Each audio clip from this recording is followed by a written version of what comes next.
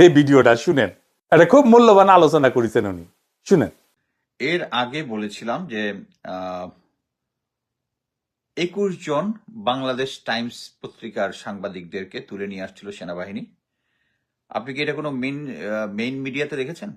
সবাই বাংলাদেশ টাইমস বা অন্যান্যরা যারা ভিডিও তাদের পার্সোনাল ভিডিও শেয়ার করেছে, শুধু ওগুলো দেখেছেন? কোনো মেইন স্ট্রিম মিডিয়া দেখেছেন ওটা কভার করার জন্য যে সেনাবাহিনী 21 জনকে তুলে নিয়ে আসছে বা পরবর্তী যেটা হয়েছে? হয় নাই। ইভেন ইন মিলিটারি এটা করেছে হচ্ছে এয়ার ডিফেন্স আর্টিলারি একটা ইউনিট আছে, তার কমান্ডার এটা করেছে। যেহেতু জেনারেল ওয়াকারের এগেনস্টে নাকি বাংলাদেশ টাইমস একটা নিউজ দিয়েছিল, কিন্তু তারাও পরে আর্মির ভিতরেই তারা একটা নিজেরা গুজব ছড়াইছে যে না, আর্মি এরকম শক্তি প্রয়োগ করে নাই, কোথায় নাকি অস্ত্র উদ্ধারে গেছিল, ওখানে নাকি একজন সাংবাদিক পাইছে, সে নাকি বেয়াদবি করছে, ব্লা ব্লা ব্লা। পরে দেখা গেল যে দ্যাটস এ ককবুল স্টোরি।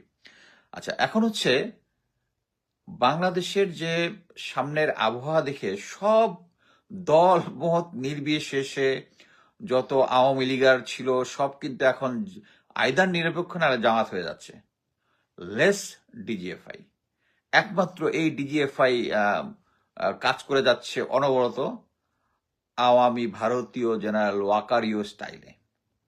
আপনি কয়েকদিন আগে, গতকালকে আমি মেজর জেনারেল সাজ্জাদের একটা ভিডিও শেয়ার করেছি, যে সে খুব স্ট্রংলি বলতেছে যে তার লাশের উপর দিয়ে, তার সৈনিকদেরকে বা আনসার ভিডিপি সৈনিকদেরকে লাশের উপর দিয়া যাতে ভোটের ইয়া নিতে পারে, কেউ যেন কেন্দ্র না হন। That's a very good thing, but Sajjad is Awami লীগার।